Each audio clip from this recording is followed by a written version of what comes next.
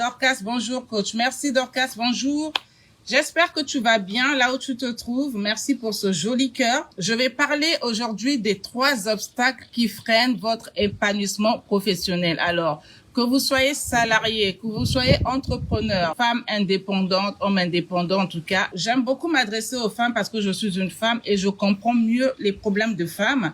Et il y a beaucoup de femmes avec qui j'échange, avec qui je discute. Alors, si vous êtes cette femme-là, entrepreneur, vous êtes cette femme salariée ou vous êtes simplement une femme qui aspire à investir dans un projet, qui veut développer son projet, qui veut exercer une activité, ce live est pour vous. On ne s'improvise pas entrepreneur. C'est vrai que j'encourage les femmes, même si elles ont déjà une activité professionnelle, si elles sont déjà salariées, j'encourage toujours les femmes à avoir plusieurs revenus, d'avoir plusieurs activités qui leur génèrent du revenu parce que nous savons que le salaire ne peut pas subvenir à tous nos besoins. Si vous êtes cette femme-là qui rencontre des difficultés dues au financement, difficultés dues à l'équilibre de votre vie professionnelle et de votre vie personnelle, le premier obstacle, nous le savons tous, c'est l'accès au financement. Et quand je parle de l'accès au financement, c'est d'ordre général. Nous savons et nous écoutons tout le temps que l'argent appelle l'argent. Aujourd'hui, vous pouvez être confronté à des obstacles financiers dus au fait que la banque ne vous accompagne pas et nous savons tous ici qu'il est très difficile de voir la banque nous accompagner. Mais pourquoi les banques ne nous accompagnent pas? Ce n'est pas parce qu'ils veulent pas nous accompagner, enfin c'est ce que je crois. C'est pas parce qu'ils veulent pas nous accompagner, mais il y a certains prérequis qui font que la banque ne nous accompagne peut-être pas dans nos projets. Le premier, c'est que vous le savez, il y a un adage qui dit que l'argent appelle l'argent. Et donc, pour que, même quand vous avez un compte en banque, pour que la banque vous accompagne dans le projet dans lequel vous voulez investir ou dans le renforcement de votre activité qui est déjà en cours, la banque va faire quoi? Va analyser l'état de votre compte. Ça, c'est la première chose. La banque va analyser l'état de votre compte pour voir quels sont les mouvements qui sont effectués dans votre compte. Est-ce que c'est courant? Est-ce que c'est fréquent? Ou est-ce que votre compte est dormant? L'argent appelle l'argent. Donc, vous voyez que vous êtes confronté vous-même à une difficulté de capital pour investir dans votre projet. Mais on vous dit la condition pour que l'on vous octroie un crédit, c'est de voir les mouvements de votre compte. Ça, c'est la première chose. La deuxième chose, généralement, on vous demande de bloquer une certaine somme d'argent avant que l'on vous octroie le crédit. Vous voyez un peu qu'il y a quelque chose qui ne va pas dedans. Est-ce que vous remarquez? Vous avez besoin d'argent, vous avez besoin d'un accompagnement, mais on vous dit que la condition est de bloquer un certain montant dans votre compte pour que l'on vous octroie ce crédit. Vous trouvez pas qu'il y a quelque chose qui cloche? J'ai besoin d'argent, j'ai un projet, je veux investir dans ce projet, mais on me demande d'avoir un peu d'argent. Déjà que moi-même, j'ai des difficultés à épargner, j'ai des difficultés à atteindre les 2 bouts. Vous cherchez, je veux dire, une bouée de sauvetage, mais l'on vous donne cette condition. C'est vrai que ce n'est pas toujours évident. Et tout ça va de soi avec la somme dont vous avez besoin pour investir dans votre projet. Donc ça, c'est le premier obstacle. Je n'ai pas assez d'argent, j'ai un salaire qui déjà, pour moi, est assez compliqué de joindre les 2 bouts. Je voudrais investir dans une activité, je voudrais avoir un projet que je vais mettre en avant, que je voudrais lancer, mais la difficulté, c'est l'argent et le financement que je n'ai pas. Qu'est-ce que je dois faire? Premier obstacle. Alors, créer plusieurs sources de revenus ici pour rester dans ce premier obstacle-là, c'est ce que moi, je conseille à toute personne qui a la grâce d'avoir une activité professionnelle. Vous avez une activité professionnelle, ne vous contentez pas de votre salaire. De toutes les façons, si vous êtes franc, et j'aimerais bien que vous me le disiez ici, dites-moi, parmi vous qui me suivez actuellement, quelle est la personne dont le salaire convient et qui se sent bien, qui n'a pas besoin d'un plus? En tout cas, dites-le moi ici. Est-ce que votre salaire répond à tous vos besoins? J'aimerais que vous me répondiez ici pour que nous soyons en phase. Et si ça ne vous convient pas, qu'est-ce que vous faites pour augmenter en fait vos revenus afin que vous vous sentez déjà en équilibre avec vous-même et que vous vous sentez à l'aise? Parce que vous savez que les problèmes d'argent, les problèmes des difficultés financières entraînent à beaucoup de soucis, entraînent à beaucoup de stress, entraînent à beaucoup de maladies. Et quand tu tombes encore dans cette difficulté-là, qui est en train de stress, maladie, soucis et tout ce qui va de soi, comment est-ce que tu veux avoir, je veux dire, la quiétude, l'équilibre dans ta vie pour être inspiré par d'autres idées qui vont t'emmener à construire des projets? C'est pas évident. Le deuxième obstacle ici, je parlerai de l'équilibre de la vie professionnelle et de la vie personnelle. Alors là, je veux encore m'adresser aux femmes parce que je sais ce que les femmes traversent. Être une femme, ce n'est pas facile. Vous savez, nous avons plusieurs casquettes, nous avons plusieurs responsabilités. Alors, une femme qui aspire ou qui même déjà a compris que son salaire ne lui suffit pas, il y en a qui vont entrer dans les ristournes, mais rentrer dans les ristournes, faire les tontines, c'est très bien. Mais la tontine que tu es en train de faire, la question que je vais te poser ici, toi qui me suis, la ristourne ou la tontine que tu es en train de faire, dans laquelle tu es en train d'épargner, parce que c'est une épargne, dans laquelle tu es en train d'épargner, est-ce que tu as déjà un projet minutieusement conçu qui va te permettre de, quand tu vas toucher toi ton argent de ta tontine, investir dans ce projet-là où tu attends de recueillir d'abord cet argent pour ensuite te dire que maintenant, je vais monter un projet. Ça, ce sont les questions que je vous pose pour que nous soyons en phase par rapport à ce sujet. Privilège a dit non, ça ne me convient pas. Ornella qui dit non, non, même pas la moitié. Donc, vous voyez que Dorcas dit ça ne me convient pas. Alors, nous savons tous que le salaire ne peut pas nous convenir. Quand nous sommes authentiques, quand nous sommes sincères avec nous-mêmes, le salaire, à la rigueur, c'est les 3, sinon les 6 premiers mois. Je vais même être gentil, les 12 premiers mois où on se sent à l'aise avec notre salaire.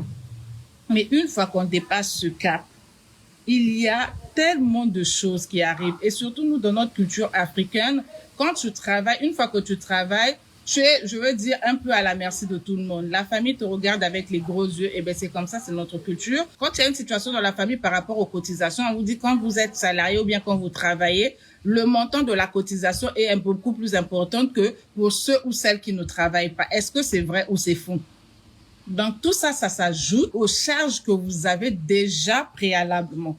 Ce qui fait que le salaire ne peut pas suffire. On a l'impression que tu as un salaire, tu travailles quelque part et que ce salaire peut suffire à gérer et tes problèmes et les problèmes de la famille. C'est ce à quoi nous sommes confrontés.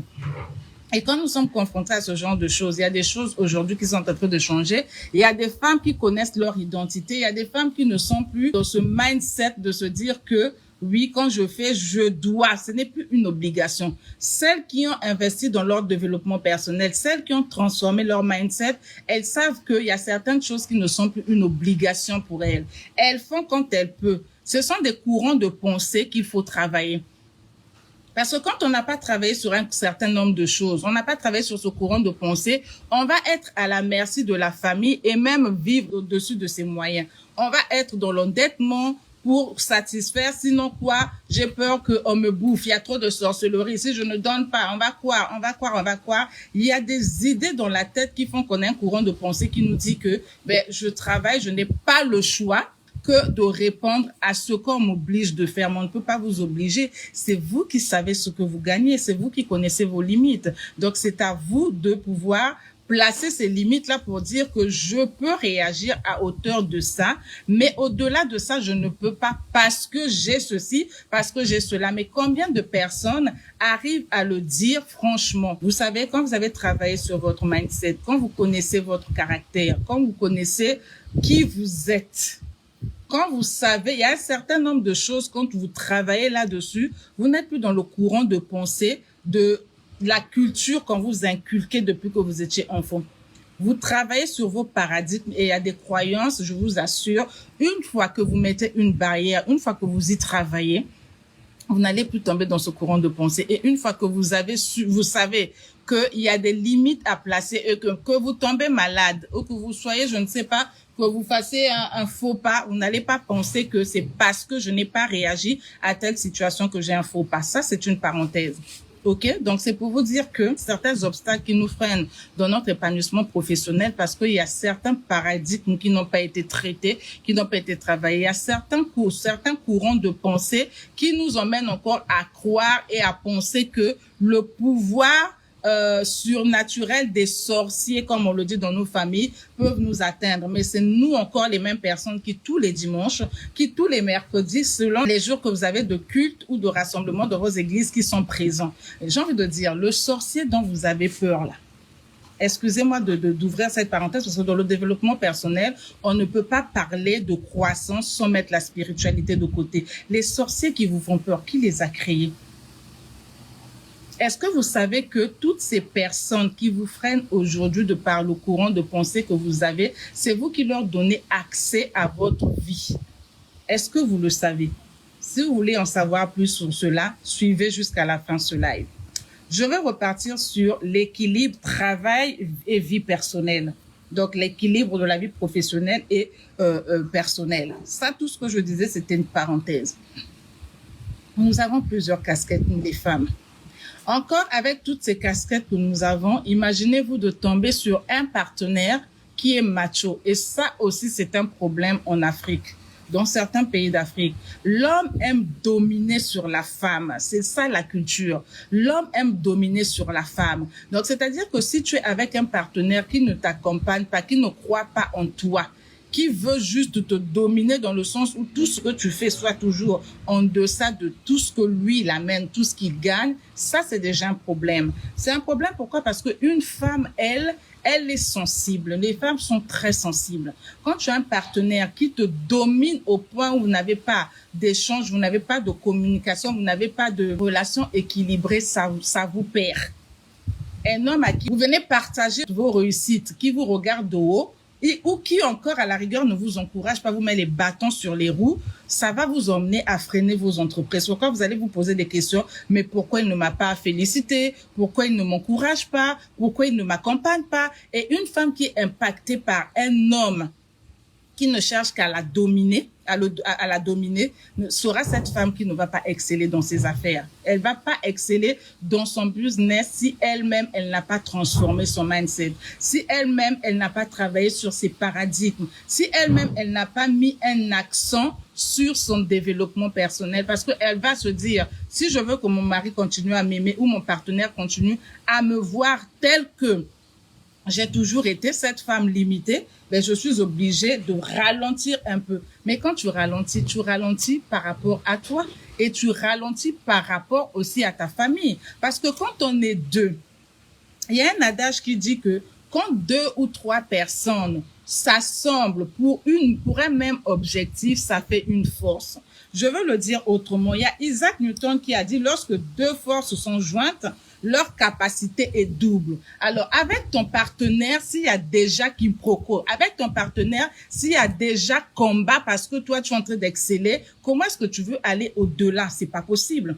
Parce que vous formez une alliance, marié ou pas marié, une fois qu'il y a intimité sexuelle, il y a une alliance qui se forme. Et cette alliance qui se forme, chacun de vous a le pouvoir sur l'autre. Il suffit que l'un des partenaires développe des idées de malédiction. Ça veut dire que des pensées négatives, ça va impacter votre activité, ça va impacter vos relations, ça va impacter votre productivité et votre croissance. Voilà pourquoi il est important d'être en phase déjà quand vous êtes deux. Parce que on a bien dit, quand 2 sont ensemble pour demander, pour prendre le même chemin, c'est-à-dire que vous avez la même vision, la vision que votre famille soit équilibrée, la vision que vous ayez la même mission, qu'ensemble vous collaborez pour bien avancer, la mission d'emmener la famille à croissance, la mission d'accompagner vos enfants dans l'éducation. Ensemble, c'est-à-dire que chacun de vous apporte sa contribution, vous avancez. Mais quand vous êtes avec un partenaire qui pense que vous, quand vous apportez une contribution qui est beaucoup plus importante, ou peut-être pas apporter une contribution, quand vous gagnez, vous avez des bénéfices beaucoup plus importants que lui et que ça commence à créer des frustrations, là, il y a problème. Là, il y a problème. Parce que c'est dans la culture de certains Africains que l'homme soit toujours au-dessus de la femme. Mais les choses sont en train de changer. Et les choses changent. Que vous le comprenez ou non, ça ne va pas s'arrêter parce que vous êtes encore, je veux dire, en antiquité. Les choses avancent. Que vous le comprenez ou non, ça va avancer avec ou sans vous. Mais l'idéal serait que vous le compreniez aujourd'hui pour que vous le mettez en pratique.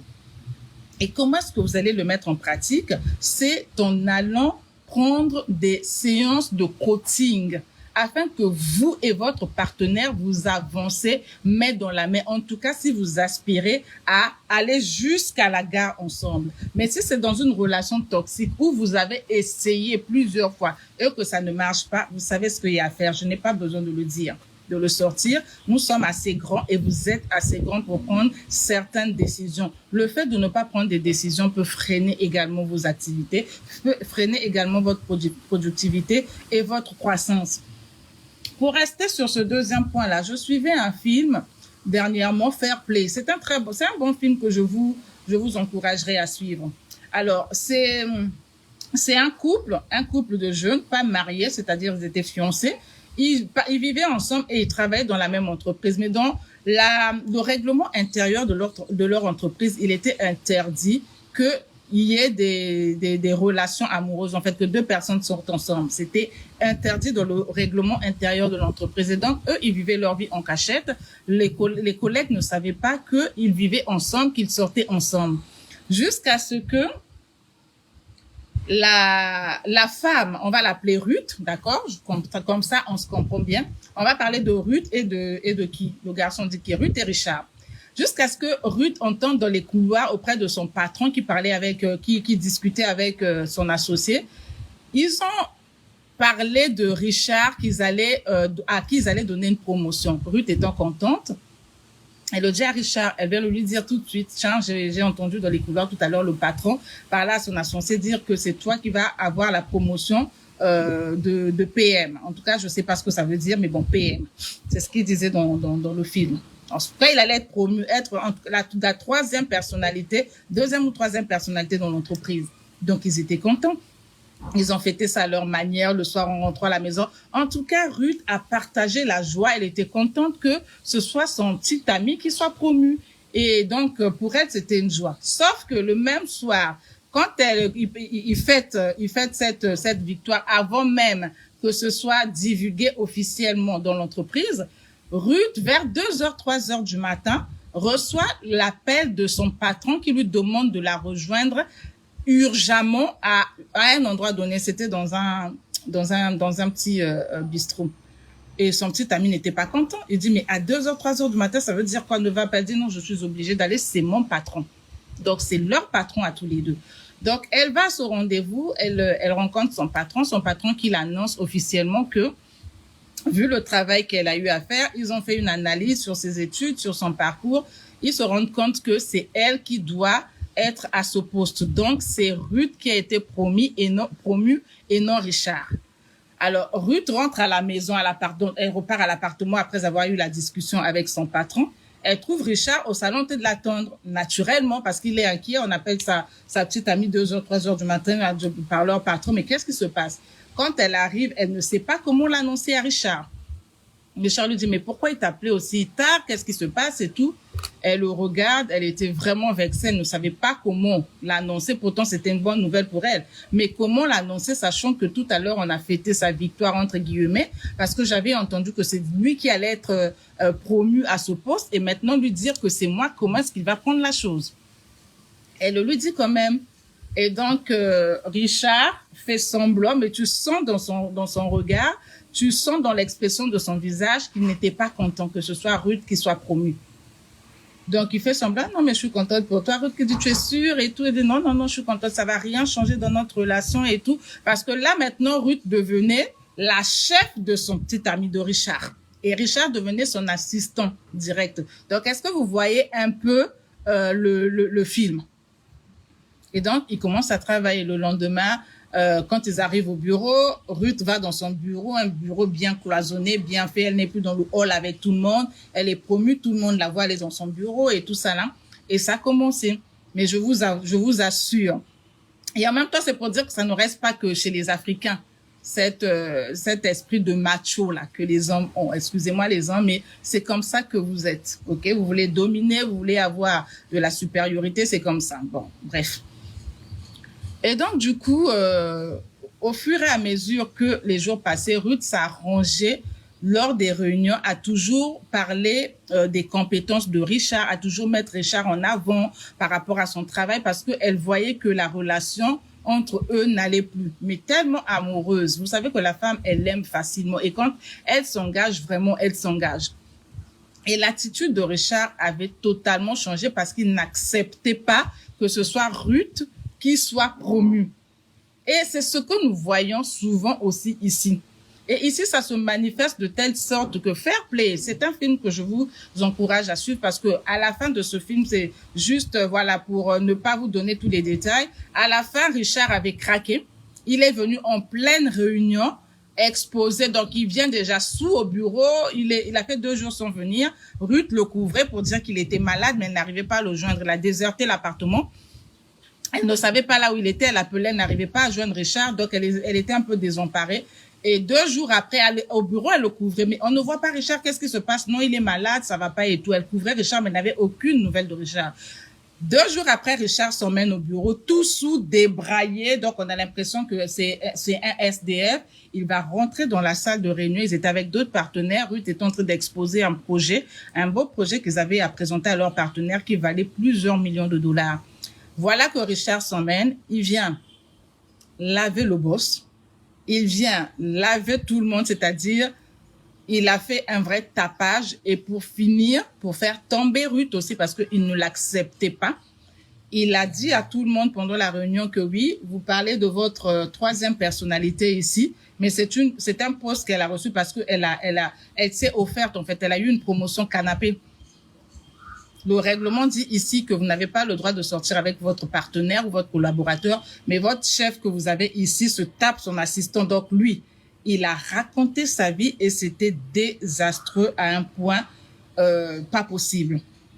Donc c'est pour vous dire que généralement, il y a des hommes qui conçoivent mal que leur femme, leur partenaire soit au-dessus d'eux professionnellement.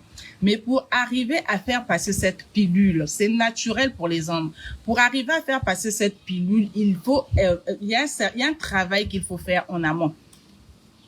Travailler sur les paradigmes, travailler sur le développement personnel et comprendre que lorsqu'on est 2, c'est pour que nous construisons ensemble. Lorsqu'on est 2, nous devons avoir la même vision. Que je sois supérieur, que tu sois supérieur, là n'est pas la question. C'est quoi l'objectif de votre couple? C'est quoi votre mission tous les 2? Vous avez accepté d'être ensemble? Est-ce que vous partagez les mêmes choses? C'est-à-dire que vous devez être en phase. Mais aujourd'hui, il y a beaucoup de femmes qui se laissent aller par amour, qui abandonnent tout et dont ces pressions-là, influent et impactent leur productivité. C'est important aujourd'hui de travailler sur les paradigmes et sur son développement personnel. Okay? L'accès, je venais de le dire tout à l'heure en premier point, au financement, l'équilibre vie professionnelle, vie personnelle, c'est à vous de travailler là-dessus pour que vous soyez en phase. Quand on est 2 et qu'on s'embrouille, ne nous disons pas que l'activité que j'entreprends ou l'idée de business que j'ai voulu développer ne répond pas. Des fois, ça n'a rien à voir avec ça. Des fois, le combat se trouve déjà au niveau des partenaires que vous avez. Des fois, le vrai combat se trouve au niveau des partenaires que vous avez. L'argumentaire, quand vous arrivez à créer votre projet, à mettre en place votre projet, l'argumentaire, c'est vous qui constituez votre argumentaire. C'est-à-dire que vous prenez le temps de connaître votre projet. Et ça, si vous ne le connaissez pas, il y a des formations qui peuvent vous accompagner. Mais la grande majorité des choses, le grand obstacle, je veux dire ici, l'un des grands obstacles, c'est le facteur désaccord déjà entre partenaires. Désaccord. Si vous savez que vous avez un partenaire qui ne va pas accepter un certain nombre de choses parce qu'il n'est pas arrivé à un certain niveau où il a travaillé ses paradigmes, où il n'a pas mis un accent sur son développement personnel, je vais vous demander ici de ne pas lui parler de certains projets que vous avez parce que ça va être un frein. Ça, c'est la première chose. Aussi, au niveau des femmes, Quand celle-ci n'a pas travaillé sur son développement personnel, qu'est-ce qui se passe? Il se passe qu'elle va commencer à narguer son partenaire parce qu'elle gagne mieux que lui, parce qu'elle apporte mieux que lui, ou encore parce qu'elle sent qu'elle a trop de pression financière parce que son argent à lui ou ce qu'il apporte ne suffit pas. Ça va lui donner de l'ego, ça va lui donner de l'orgueil et là, il y aura un manque de respect qui va s'installer. Donc, ça veut dire que de part et d'autre, chacun de vous a besoin de travailler sur un certain nombre de choses pour que vous compreniez que ce que vous faites, surtout quand vous aspirez à être vraiment ensemble, quand il y a déjà des enfants qui sont là, ce que vous faites, c'est pour le bien de votre famille, c'est pour l'équilibre de votre foyer, c'est pour l'équilibre de votre famille. Si vous n'êtes pas en phase avec vous-même, je veux dire, prenez chacun sa route parce que ça ne sert à rien. Chacun de vous va mettre des cales, comme on dit, dans le projet de l'un ou dans le projet de l'autre, dans l'entreprise de l'un ou dans l'entreprise de l'autre. Qu'est-ce que vous faites ensemble? C'est ça la question. Qu'est-ce que vous faites vraiment ensemble? On est deux pour la même vision, pour le même objectif, pour la même destination. Si on se met les pots de banane déjà entre nous, qu'est-ce que fera l'extérieur? L'extérieur ne fera que profiter sur cela. Et donc, j'ai envie de dire ici, on va vous épingler un lien. Je ne sais pas si on l'a déjà fait, si on peut épingler le lien. Je fais une promotion en ce moment. Je fais une promotion qui ne va durer que 48 heures sur le coaching professionnel. Ça ne durera que 48 heures. Le lien va être épinglé ici. Il y a les membres de mon équipe. Est-ce que vous pouvez épingler le lien? Toute personne qui se sent concernée par ce que je viens de dire, c'est-à-dire que tu es une femme. Tu cherches, même si tu es encore dans la phase de recherche d'idées, tu ne sais pas quoi faire. Tu as ton salaire, ou bien tu vas prendre ta ristourne, ou tu as déjà une épargne, quel que soit ce que tu as, ou ce que tu aspires à faire et que tu ne trouves pas, tu es ballotté entre 10 000 idées, tu ne sais pas quoi faire, ce coaching t'intéresse. Tu as un partenaire ou tu as une partenaire qui pour toi est beaucoup plus, on va dire, un cancer. Vous savez, le cancer, c'est quoi? C'est quand les cellules sont détruites, c'est-à-dire que il y a même plus d'espoir, mais tu sens que tu es toujours attiré par cette personne, mais qu'elle te freine dans ton développement. Ce coaching t'intéresse. Tu vas toucher peut-être une ristourne ou tu as déjà touché ta tontine parce que tu as fait une épargne. Ce n'est pas facile à tout le monde de constituer une épargne chaque fin du mois. Tu te dis qu'au moins la ristourne, je suis obligée de donner parce que j'ai pris un engagement. Mais qu'est-ce que tu vas faire avec l'argent de cette ristourne? Si tu n'as pas encore constitué un bon projet qui va t'emmener à fructifier ce que tu as eu à épargner, ce coaching t'intéresse. Donc, le lien vous a été épinglé. Là, vous cliquez juste sur le lien, il va vous rediriger vers un petit questionnaire que vous allez répondre. Et à la fin du questionnaire, vous cliquez juste sur « Envoyer ». Et nous allons recevoir votre réponse et nous rentrons en contact avec vous. Mais je dis ici que tout est mis dans le lien. C'est une promotion que je fais pour aider parce qu'il y a beaucoup de femmes qui sont confrontées à des situations où elles sont tout le temps dans l'endettement. Elles vont prendre dette sur dette, elles vont bailler les fonds. Et après, quand vous allez de bailleur de fonds en bailleur de fonds, que ce soit les femmes, que ce soit les hommes, après, vous ne vous en sortez plus. Il y en a qui, chaque mois ou chaque 3 mois, déménagent, vous n'avez pas une vie paisible. Vous n'êtes pas en paix avec vous-même. Vous savez que quand vous le faites, ça ne fait que rajouter d'autres problèmes sur vous. Ça ne fait que rajouter d'autres problèmes sur vous. Vous allez payer une caution de 2 mois, vous allez rester pendant 3 mois, et pendant les 3 mois, vous allez payer 1 mois de loyer, consommer les 2 mois de caution, et après, vous changez de maison. C'est-à-dire que vous êtes dans un cercle vicieux dans lequel vous ne vous en sortez pas. Ce coaching vous intéresse. Vous êtes un couple. Tous les deux, vous êtes soit salarié, vous êtes soit entrepreneur, vous êtes soit, je sais pas moi, vous exercez une activité professionnelle, mais vous ne vous en sortez toujours pas. À la fin du mois, quand vous faites les calculs, quand vous essayez de voir ce qu'il faut faire pour honorer à vos charges, il vous reste très peu, c'est très difficile. Et après ça entraîne, ça engendre des disputes, des désaccords. On voit qu'à la maison, ça ne va plus. La tension est toujours élevée parce que vraiment, quand les finances, je vous assure que les finances ont une importance dans le couple. Les finances ont une importance dans la vie d'une personne. Quand vous avez un stress dû à l'argent, ça peut, je vous jure que ça peut vous emmener à la destruction totale. Donc, si vous sentez que vous avez besoin, comme toutes ces personnes qui ont réagi, mais il y en a qui elles-mêmes se reconnaissent, qui se disent que non, je ne veux pas me prononcer ici, sinon on saura que moi, avec le gros salaire que je gagne là, je ne m'en sors pas. Les gens vont se poser la question, mais comment je m'en sors pas? C'est pas une histoire de gros salaire que tu gagnes. Parce que c'est quelque chose avec lui, tu as un gros salaire que tu gagnes, mais qu'est-ce qui fait que tu ne t'en sortes pas? Est-ce que tu analyses tes charges? Ou est-ce que tu es maman oui ou papa oui qui ne sait pas dire non quand il faut dire non? Pourquoi? Parce que tu as peur de la sorcellerie. Pourquoi? Parce que tu as peur qu'on dise que tu es méchante. Il y a d'autres personnes qui sont comme ça, qui veulent toujours qu'on leur jette des fleurs, qu'on dise que non, elle est toujours à l'écoute, qu'elle réagit toujours. En tout cas, elle, quelle que soit la situation, elle fait tout. Mais quand elle fait tout, là, des fois, elle va s'endetter. Est-ce que c'est de bon cœur que tu fais quand tu aides? Est-ce que tu n'as pas des grincements dedans quand tu le fais? Tout ça parce que tu veux qu'on ait un bon témoignage de toi et toi-même dans ta vie, tu es asphyxié. Ce coaching t'intéresse. OK? Et le troisième point sur lequel je vais chuter et atterrir, c'est les stéréotypes de genre. Vous savez, être une femme, de surcroît entrepreneur, ou encore être une femme salarié et entrepreneur en même temps, je vous jure que c'est un combat.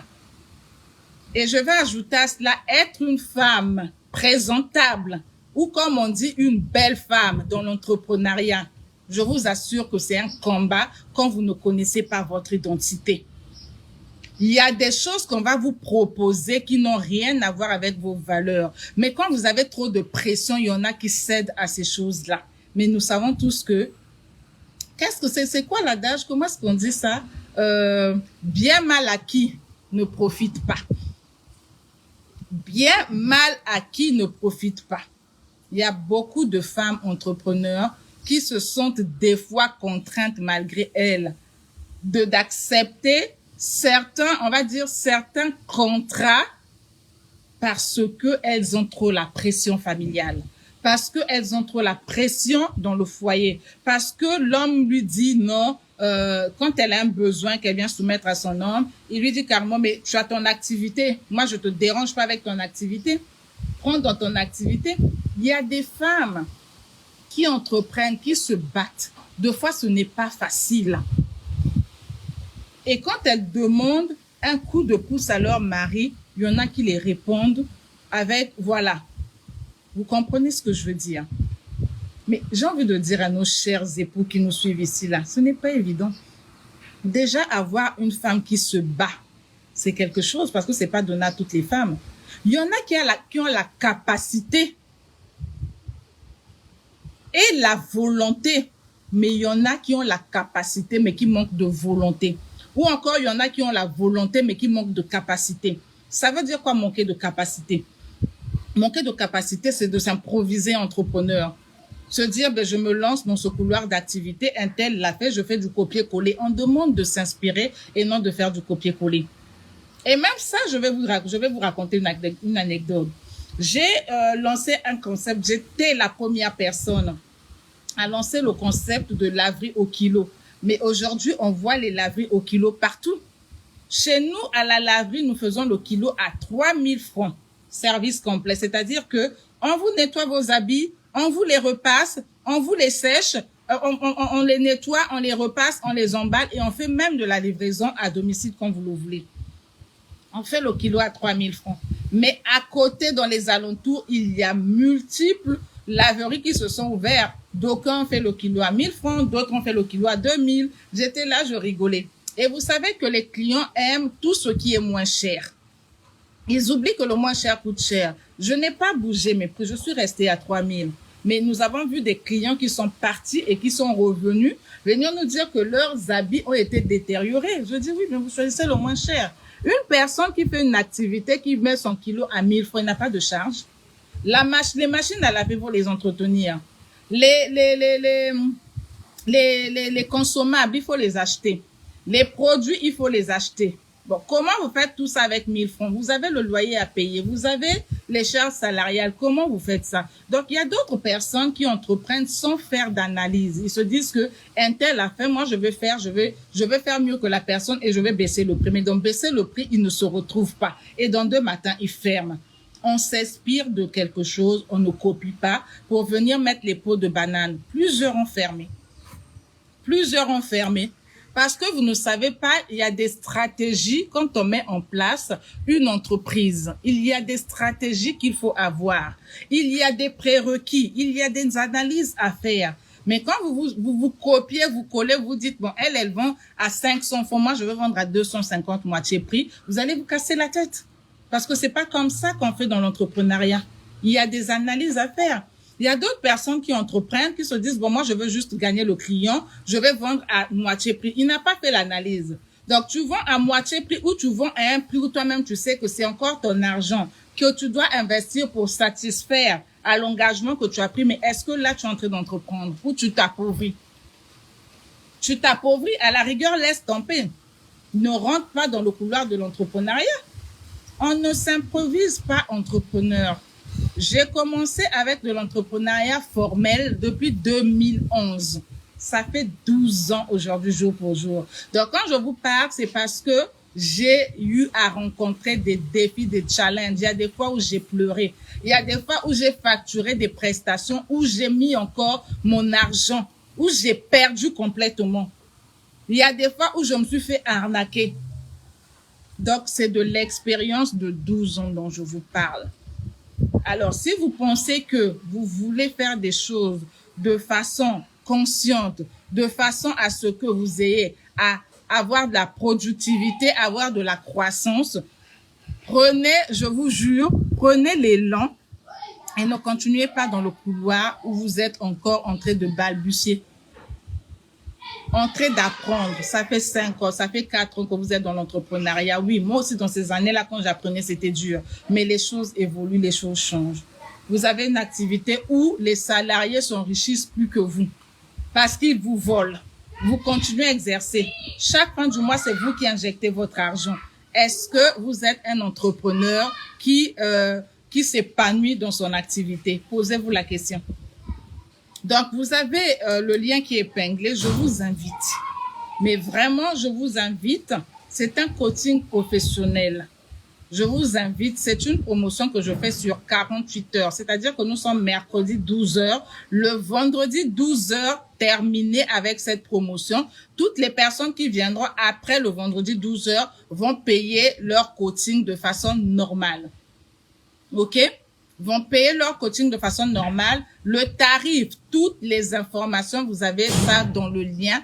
Cliquez juste sur le lien. Il va vous rediriger vers un petit questionnaire auquel vous allez répondre et vous cliquez à la fin sur envoyer. Nous allons recevoir sur notre adresse mail et nous allons vous recontacter pour échanger avec vous par rapport à votre situation actuelle et à la situation à l'objectif que vous voulez atteindre, qui pour l'instant est difficile pour vous.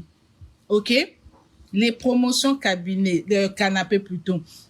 Les contrats que l'on obtient sous condition que tu veux le contrat, il n'y a pas de problème.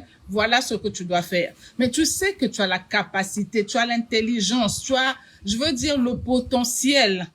Pourquoi accepter des propositions indécentes? Tu as la capacité. Donc là, si ça ne marche pas, mais comment est-ce que tu peux dire non sans frustrer la personne? Vous savez, on est confronté en tant que femme à plusieurs choses. Mais il y a des stratégies pour gagner un marché sans faire sans accepter une proposition indécente. C'est-à-dire que la personne vous fait la proposition indécente. Vous arrivez à obtenir le marché et vous convertissez. Vous transformez cette relation en relation amicale. Vous n'allez pas le frustrer. Vous n'allez pas jouer à celle qui, non, moi je suis à Noirité, je ne fais pas ça. Non! Il y a une façon de faire, il y a une diplomatie pour gagner ce marché sans pour autant que cette proposition indécente ait trouvé gain de cause auprès de celui qui vous fait la proposition. Il y a des stratégies. Comment est-ce que vous faites? Il y en a, mais il faut connaître ces stratégies-là. C'est important. Il faut connaître ces stratégies. Parce que le marché, vous le gagnez, vous avez besoin d'entretenir ce client, vous avez besoin de le fidéliser. Et demain, ce client-là va vous recommander à quelqu'un d'autre. Parce qu'il saura que vous êtes une personne. Vous savez qu'il y a d'autres personnes qui tentent seulement pour voir. Est-ce que c'est vraiment une femme à qui on peut confier ce marché? Peut-être que ce marché, si on lui donne, on lui propose de s'offrir, elle le fait. Ça veut dire qu'on ne peut pas la recommander à d'autres personnes parce que c'est ce qu'elle fait partout. Et elle est même capable d'aller divulguer les secrets de la société qu'on va lui confier ici auprès d'un autre client et nous faire tomber. Il y a d'autres qui vous tentent seulement pour savoir c'est quoi votre capacité de résistance. Quelle est votre capacité à résister à des propositions indécentes? Il y a des stratégies, il y a une diplomatie à mettre. Vous gagnez le marché, vous transformez ce client-là en client fidèle et même prescripteur. Il y a des stratégies. Ça vous intéresse.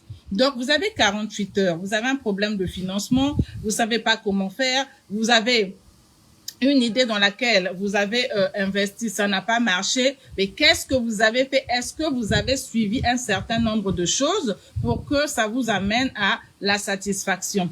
Je ne dis pas ici, comprenez bien mes mots, je ne dis pas ici que toute activité marche du premier coup, mais on arrive également à résister. Être entrepreneur depuis 12 ans et aujourd'hui, Dieu merci, j'ai 5 entreprises à mon actif, ce n'est pas chose facile. Ce n'est pas chose facile. Vous avez la gestion de l'homme. Les entrepreneurs qui me suivent savent. Nous rencontrons énormément de difficultés, de problèmes. Mais qu'est-ce qui fait à ce que nous soyons résistants? Qu'est-ce qui fait à ce que nous persévérons? Qu'est-ce qui fait à ce que nous relevons toujours notre tête et que nous nous disons le meilleur reste à venir? L'entrepreneuriat n'est pas un long fleuve facile. L'entrepreneuriat n'est pas un long fleuve facile, mais c'est certaines stratégies, c'est la formation continue, c'est l'accompagnement qui fait que on acquiert de l'expérience, on modifie sa façon de faire, on a d'autres stratégies qu'on adopte en fonction de ceux qui ont réussi et vers qui nous allons nous inspirer pour avancer. Mais si toi, tu te dis que je vais continuer comme ça, ou encore, ceux avec qui je travaille, ils me prennent la tête, je vais changer les personnes tous les 2 mois, tous les 3 mois, il y a un problème. Donc, il y a des stratégies qu'il faut connaître pour être cet entrepreneur-là qui perdure, pour être cet entrepreneur qui investit dans son développement personnel. Parce qu'une fois que vous investissez dans votre développement personnel, qu'est-ce qui se passe? Vous prenez assurance, vous prenez confiance, vous changez vos paradigmes et vous allez voir que vous allez attirer comme un aimant tout ce à quoi vous aspirez. Parce que vous avez d'autres courants de pensée. Parce que vous avez d'autres objectifs. Parce que vous avez une nouvelle vision. Et ça, c'est important de pouvoir y travailler. Hier encore, je discutais avec une amie. Elle m'appelait, elle me disait que elle a dû arrêter son entreprise parce que ça n'allait pas, ça marchait pas. Le personnel qu'elle avait ne foutait rien. Elle avait plus de charges que de profit. Elle en a eu marre, elle a arrêté. Pourtant, c'était une bonne activité. Pourtant, elle communiquait beaucoup. Mais ça n'arrête pas, la communication. Ça s'arrête pas à la communication. Les personnes, les collaborateurs que vous avez, est-ce qu'ils connaissent votre vision? Est-ce que vous investissez dans leur formation? Est-ce que lors des entretiens que vous passez avec eux, vous leur donnez des objectifs? Est-ce que vous analysez les objectifs que vous leur assignez? Est-ce que il y a un certain nombre de choses, on ne s'arrête pas qu'à l'expérience de la personne, vous savez, dans le CV. Parce que les CV sont très bien présentés. J'ai telle expérience, j'ai ceci, j'ai cela, mais c'est pas le CV qui sera en action dans votre entreprise. Ce n'est pas le CV. D'autres s'arrêtent au cursus scolaire. Ah, elle a un bac plus 4, elle a un bac plus 5. Mais il y en a qui n'ont que le bac et des fois même pas le bac, mais qui sont plus compétents que ces personnes qui ont des bacs plus 5. Qui ont des bacs plus 5, il n'y a pas que le QI qui fait que vous avancez ou que vous ayez des collaborateurs qui font exceller votre entreprise. Ne vous arrêtez pas à ça. Il y a bien d'autres choses. Donc, allez bien creuser lors des entretiens d'embauche que vous faites. Si vous êtes capable de faire vos entretiens d'embauche personnellement, concevoir des fiches de poste, concevoir assigner des objectifs, parler de votre mission et de la vision de votre entreprise à vos collaborateurs, c'est très bien, mais ça s'arrête pas là. Formez-les sur les compétences qu'ils n'ont pas. par rapport aux résultats que vous voulez qu'ils vous apportent. Regardez les points perfectibles, accordez-leur le temps. Et il y a des formations non payantes, il y a des formations payantes, il y a des séminaires. Je vois, il y a beaucoup de choses qui passent dans les groupes WhatsApp dans lesquels certains sont. On vous dit que c'est offert, mais nous savons tous que tout ce qui est offert est négligé. Nous savons tous que tout ce qui est offert est négligé. Donc, je vais atterrir ici parce que il y a un autre live sur TikTok, sur la page Melkim, qui est l'une de mes entreprises. J'ai assigné des objectifs et j'ai mis les conseillères clients. Je leur ai donné le challenge de faire des lives. Vous savez que c'est pas facile de se mettre devant sa caméra, devant son téléphone en train de parler. Je sais que c'est quelque chose d'assez compliqué pour mes conseillères, mais je leur ai demandé de le faire. Et donc, je vous invite à aller sur TikTok, sur la page de Melkim, le compte de Melkim Cosmétiques. Tous les jours, il y a un live de 12h à 13h qui n'est pas fait par moi, mais qui est fait par mes conseillères clients. Et également de 15h à 16h sur la page Facebook de Melkim Cosmétiques. Vous avez une opportunité ici de prendre un coaching. C'est vraiment, j'ai envie de dire que c'est offert. C'est 50% de réduction. Ne vous mettez pas à réfléchir. Cliquez sur le lien. Prenez votre séance. Ça dure 48 heures, cette promotion. Vous savez ce que vous traversez. Vous savez ce que vous vivez. Vous savez que ce n'est pas facile en ce moment. Ne soyez pas cette personne, je veux dire, qui va continuer à se battre toute seule en trébuchant tout le temps. Quand je vous embrasse très très fort, merci à vous qui avez été présents pendant ce live, à vous qui avez partagé, qui avez tagué les personnes, c'est être généreux parce que vous ne voulez pas être la seule personne à bénéficier, sinon à exceller.